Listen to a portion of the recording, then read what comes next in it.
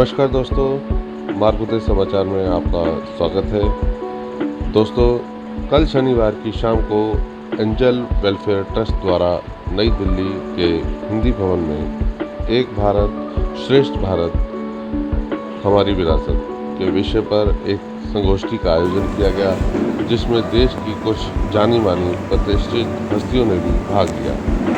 प्रस्तुत है प्रोग्राम की कुछ झलकियाँ।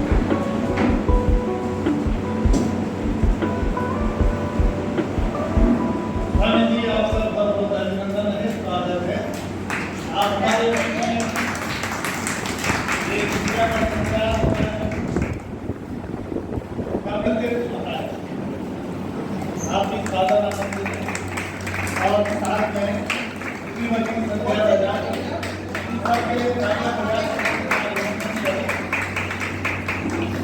संध्या की आपसे निवेदन है कि आप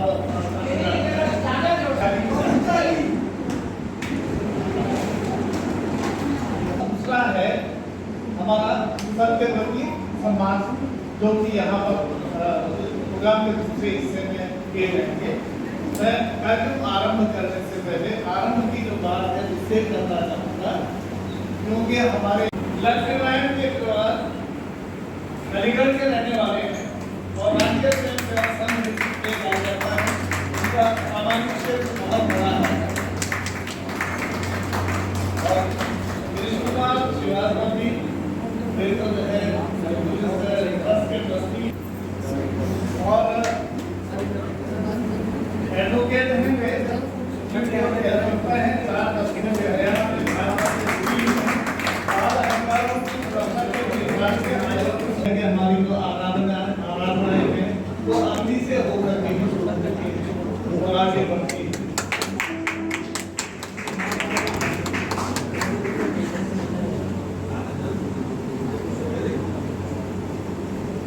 ओम पाजा करणो रणो रण रणो राणो रणो भारणो रत्तायेन नमा नमा नमा नामा नमा सारमा साशीमा दयो दयो दय दयो तायो दयो दे दयो विष्णु जिष्णु रवि रवि रव रवि राधि रवि सारधि ईश्वर हमारा इस कार्यक्रम को जो है बहुत बेहतर ढंग से जो है संपन्न कराने में हमारी सहायता करें, ऐसी हम शुभकामना हमारी है। हम ऐसे करते हैं कि सभी और देखते रहे दीपक की जो बातें उसके विषम होती है, तो जो है जो अंधकार में जो विषम के प्रति की है उसको हम सब नहीं मानते हैं, तो उस अंधकार को मिटाने के लिए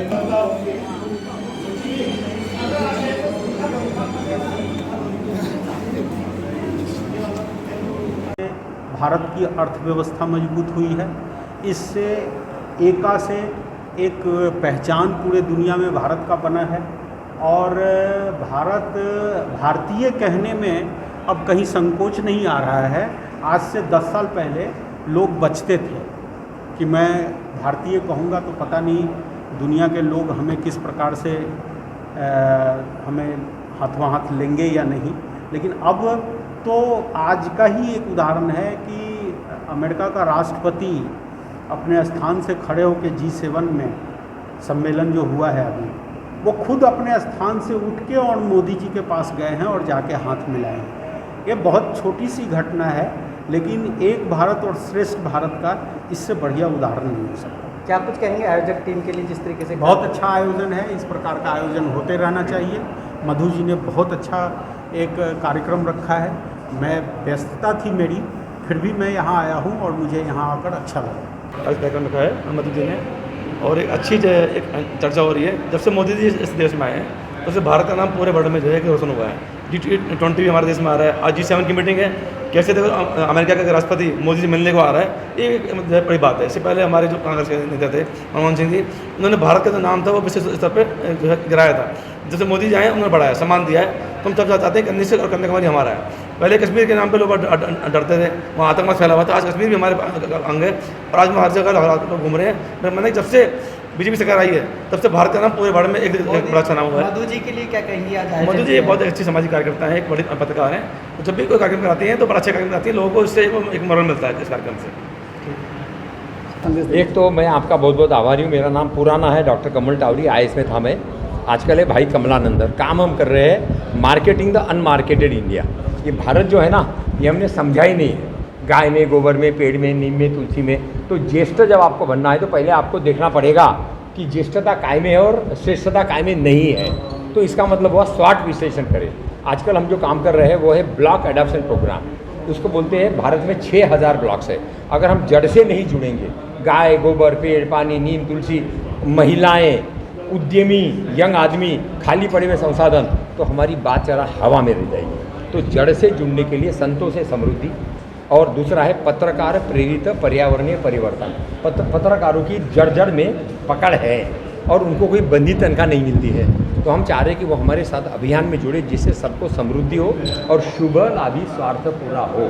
और जो जो अनमार्केटेड इंडिया का है, भारत का, चाहे वो देशी गाय हो, देशी गोबर हो, देशी नीम हो, देशी भाषा हो, देशी दादी हो, देशी नानी हो, देशी परंपरा हो, देशी मंदिर हो, हमको इन सबका पुनर्मूल्यांकन करना पड़ेगा कि आज की जो चुनौतियां हैं उसमें वो कैसे फिट बैठते हैं और ज्येष्ठ भारत, श्रेष्ठ भारत और परंपरा के साथ आगे फॉरवर्ड कैसे लोग करें। ये है हमारा अभियान। तो इसलिए मुझे बहुत खुशी है कि ये बहुत बढ़िया प्रोग्राम है, मगर आप इसमें जुड़िए।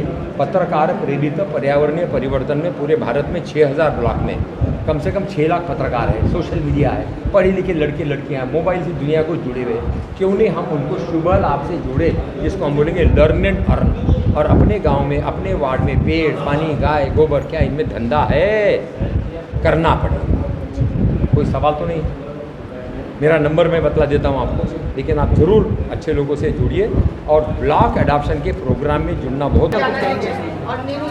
मैं सबसे पहले हिमालयन पीठाधीश्वर महामंडलेश्वर चूना अखाड़ा आप सभी चैनल वालों को, जो आज के इस गोष्ठी की, एक भारत श्रेष्ठ भारत की इस परियोजना को आप पूरे देश के विभिन्न क्षेत्रों में इसको आप पहुंचाएंगे, उसकी अनुकरणिका मधु जी को मैं बहुत बहुत साधुवाद देना चाहता हूं कि आज आपने इस प्रोग्राम को रख करके विभिन्न क्षेत्रों में जहां अछूते लोग हैं, जहां ये चीज़ें पहुंच नहीं पाती है, उन तक मेरा ये संदेश है कि हम सब लोग एक होकर के, एक मुट्ठी बीच करके ये बताएं कि हम पहले भी अखंड थे, अखंड है और अखंड रहेंगे। यही हमारा संदेश था। महाराज जी क्या कुछ कहेंगे? हिमालय से चलकर आप दिल्ली में आए, क्या लगता है कि वहाँ से यहाँ तक जो आपने देखा, क्या अखंडता में एकता का प्रतीक लगा?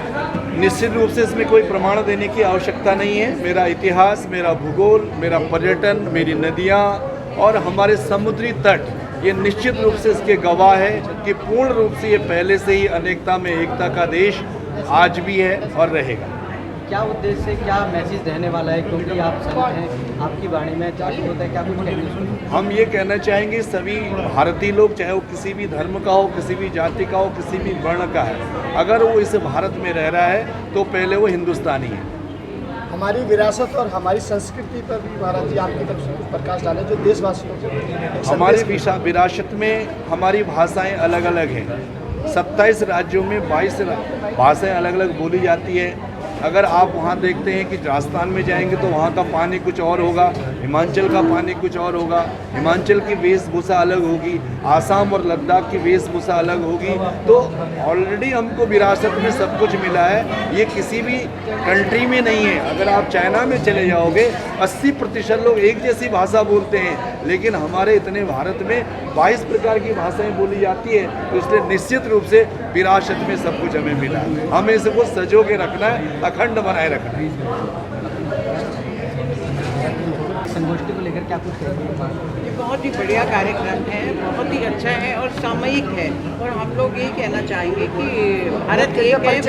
परिचय के साथ जी, मैं संध्या बजाज हूँ, एडवोकेट हूँ सुप्रीम कोर्ट में, और अन्य जो भी सामाजिक कार्य हैं उनमें मैं हिस्सा लेती हूँ, हरियाणा से संबंध रखती हूँ। मैं यही कहूँगी। मधु जी के लिए क्या कुछ कहेंगे इस तरह की संगोष्ठी का आयोजन? मैं कहूँगी ऐसे कार्यक्रम बहुत सारे होने चाहिए। इन्होंने बहुत ही अच्छा कार्यक्रम किया मधु जी ने, और फिर से एक बारी, क्योंकि बारी बारी याद दिलाना चाहिए।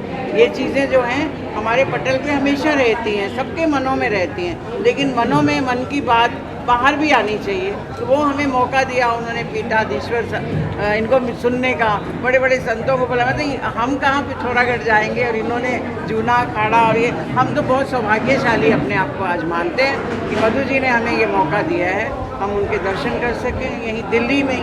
ये बहुत बड़ी बात है हम लोगों के लिए, और हमारा भारत जो हमेशा एक रहेगा। देश की संस्कृति और विरासत पे आप अपना भी क्या दृष्टिकोण रखते हैं? हमारी विरासत तो बहुत महान है, बहुत ही। आज का जो देश एक भारत श्रेष्ठ हाँ भारत, जी। उस पर आप अपना नजरिया, जैसे कि आप सुप्रीम कोर्ट की एडवोकेट भी रही जी। हैं, तो उस पर आप देशवासियों को और आप अपने अनुभव से जो भी देशवासियों को संदेश देना चाहें। मैं ये कहना चाहूँगी कि देखिए, हमारे देश का जो सर्वोच्च न्यायालय है वो एक सा न्याय सभी को देता है। हमारी जो न्याय की किताबें हैं या न्याय जो के लिए जो लिखा गया है, हमारे लॉज बने हैं, हमें कानून के मुताबिक चलना है, संविधान के मुताबिक चलना है, कोई भेदभाव नहीं रखना। इसीलिए हमारा भारत श्रेष्ठ है कि वहाँ के कोई किसी की सुनवाई नहीं हो। देखिए, हमेशा जो है हम माँ के उपासक हैं, और जितनी भी अच्छी चीज़ें होती हैं वो महिला द्वारा होती हैं। तो अभी मधु जी ने जो बोला, मधु जी ने कराया, उसको हम बहुत धन्यवाद करते हैं। हमारा श्रेष्ठ भारत तभी बनेगा जब हम सब भारतीय एक हो जाएंगे, जात पात छोड़ के एक हम देश के बारे में भारतीय बनेंगे, तभी हमारा देश उन्नति करेगा।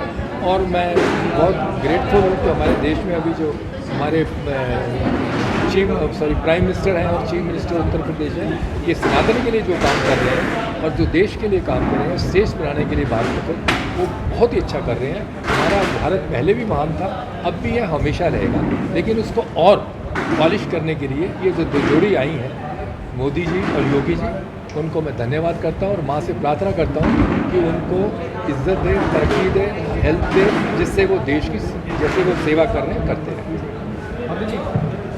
आज वाणी मिल रही, क्या कुछ कहेंगे? देखिए, 2015 में नरेंद्र मोदी जी ने एक भारत श्रेष्ठ भारत का नारा दिया था, और ये सही बात है कि जब से वो आए हैं हम लोगों में जागृति हर तरह की बढ़ी है। आज का जो कार्यक्रम है ये है कि हमारा देश विविधता में एकता वाला है, और कन्याकुमारी से कश्मीर तक तेलुगु, कन्नड़, गुजराती सभी भाषाइयों को क्षेत्रीय जो हमारी विविधता है उसको लांघते हुए जो हम लोग सब एक दूसरे के साथ जुड़ते हैं, वो और बेहतर तरीके से जुड़ें ताकि हमारा भारत श्रेष्ठ बन सके।